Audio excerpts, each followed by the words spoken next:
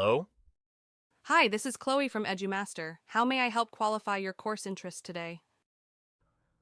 Imagine an e-learning platform where every inquiry is qualified instantly and every lead is nurtured effectively. At EduMaster, our AI lead qualifier Chloe is transforming lead management, reducing response times, and boosting enrollments in real time. With Awaz.ai, we can build an AI lead qualifier that screens prospects, evaluates enrollment readiness, and streamlines the lead process for e-learning and coaching. Now, let's dive in and build an AI lead qualifier for EduMaster, where cutting-edge tech meets exceptional lead management.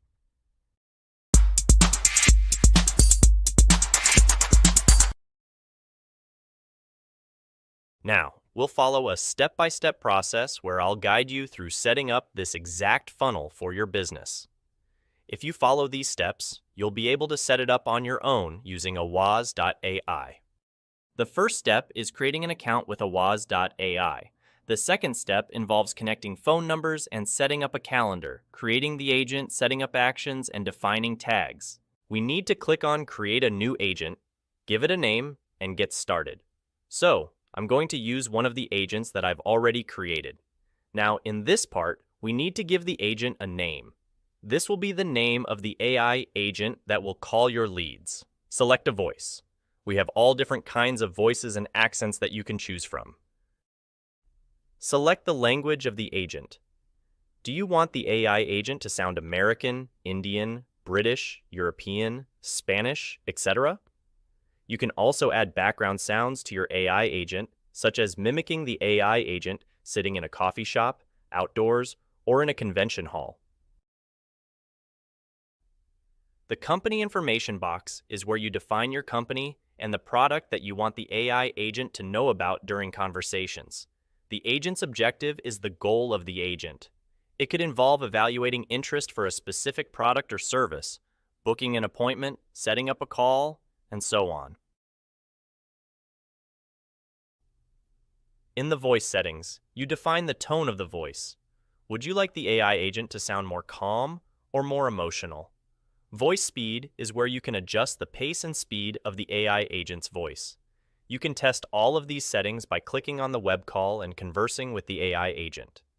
Responsiveness determines how quickly you want the AI agent to respond. Interruption sensitivity refers to whether you want the AI agent to be highly sensitive to interruptions or not. Enabling backchannel allows your AI agent to use filler words like yeah or huh during conversations, indicating active listening and engagement. In the Prompt tab, you define who starts the conversation when your customer picks up the phone.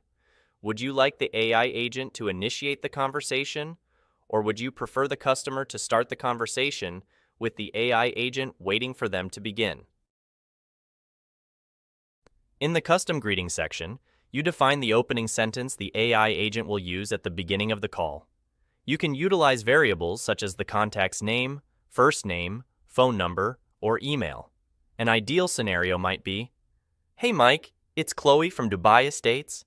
How's your day going so far?" In the Agent Prompt section, you provide detailed instructions to your agent regarding the desired conversational style, personality, and whether the AI agent should follow a script. You can input the script directly here. This model operates based on the instructions provided to the AI agent. Depending on these instructions, the AI will act accordingly during the call and perform specific actions. For instance, if you have a script to follow, you can simply paste it here. The best approach is to continuously adjust the prompts and test the agent until you find the perfect fit that effectively executes actions for your business's specific use case. In the Actions section, you define custom actions you want the AI agent to take during or after the call. For example, if you want the AI agent to send an SMS immediately after the call, click on this action and specify the content of the SMS you want the AI agent to send. You can also enable Speak During Execution, which means the AI will inform the customer that an SMS will be sent right away. Here, I will connect my phone number. I can either buy a phone number or connect my existing phone number by entering it and validating the one-time password. Next, I connect my WhatsApp by clicking on Add WhatsApp and scanning the QR code through my WhatsApp mobile app. This links my WhatsApp account to the platform. After setting up my phone and WhatsApp, the next step is to go to Calendars. Here, I create a new calendar and set all the time slots when I'm available to take calls with customers. This defines the time frame within which the agent will book appointments and meetings for you. For example, you can set your availability from Monday to Friday, 12 p.m. to 6 p.m. You can specify all kinds of availabilities here. This is how you set up a calendar. We will cover how to connect to any external app using Zapier or webhooks. There are two ways to connect to an external app. The first way is to send specific contact information to an external application, which can then take actions for that specific contact or lead. The second way is to push out contact information to a WAS, allowing the agent to call that specific lead. Now, in the first use case, we'll look at how we can trigger an automation or an action when an AI agent speaks to a specific lead or has a conversation. We will also explore how to automate specific actions and tasks based on the nature of that conversation. So, let's get started. In this case, we have an agent named Adrian that I have already configured. In Zapier, we will need to create a new Zap, which is quite straightforward. First, go to Zapier, click on Create Zaps, and select the trigger app. The first trigger should be a WAS AI. Once you've selected a WAS AI as the trigger, you need to select the event. We need to connect a WAS with Zapier. To do this, go back to a WAS settings, select Integrations, and find your API key. Copy this API key and use it to connect your Zapier account with a WAS. Now, we need to test if Adrian is actually sending the information to Zapier. To do this, make a test call. After the test call, click on Find New Records in Zapier, and you should be able to find all the contact information right there. You'll see the email, phone number, name, and other details. So, click on Continue with selected record. Now, let's say you want to send an email. You can use Gmail, connect to MailChimp, SendGrid, or any other email software to push that contact into the specific software. For this demo purpose, we're going to select Email by Zapier. This means we're going to send an email automatically through Zapier itself. The event will be Send Outbound Email. Click on Continue. The to address will be the email address you want to send an email to. The subject can be defined manually, for instance, Demo a WAS. The body will be the content of the email.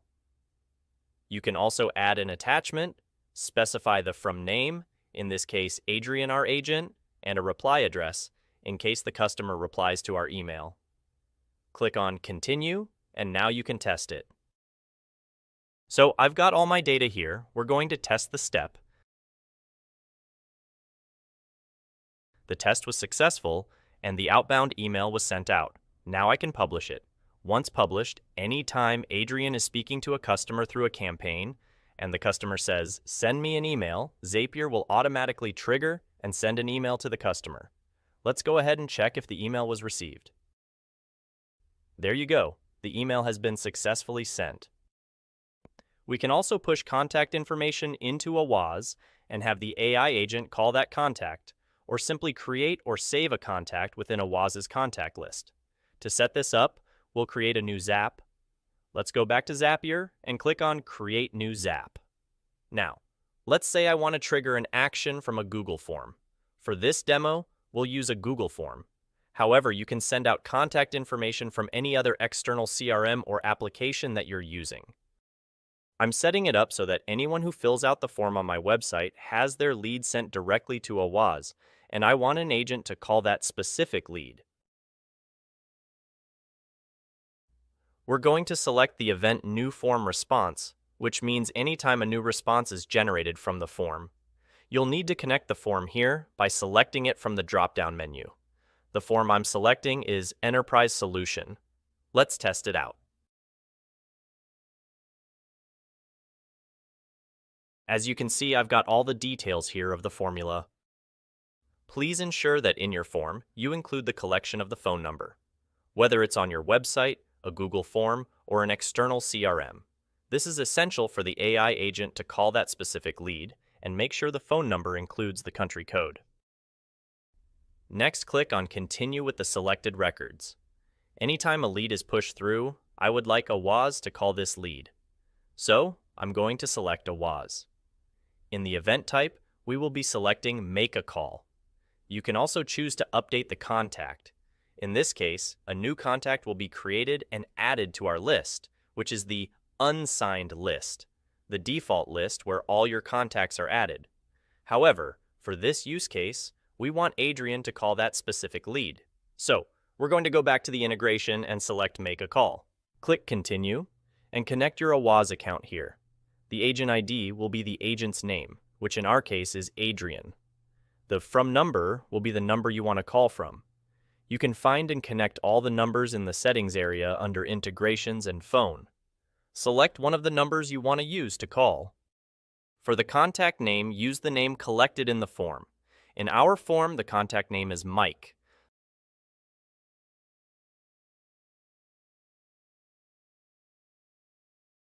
The phone number will be the phone number collected in the form.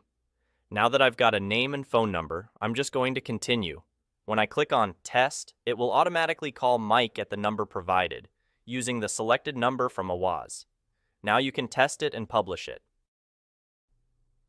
Now, what's going to happen is that anytime contact information is captured in your Google form, it will be sent to AWAS, and a call action will be automatically triggered. So, whenever a lead fills out the form, they will receive a call from Adrian. You can do this with other software as well, such as your CRM, email software, or forms on your website. For instance, you can have a form that says, "Call me right now," and then create a Zapier integration to automatically initiate a call using our AI agent. That's about it. That's how you use Zapier to trigger automated actions from and to AWAS. Any tests conducted in your agent settings or new campaigns launched will have all calls recorded, and you can find them in the recordings section. Here, you can view all the details of each contact, including whether it was a web call or a phone call, inbound or outbound, the cost of the call, the date, time, and outcome. You'll see if there was a pickup, if a result was achieved, if the call was busy, failed, or had no answer. All these details are available in the recordings section. You can also filter all the call recordings.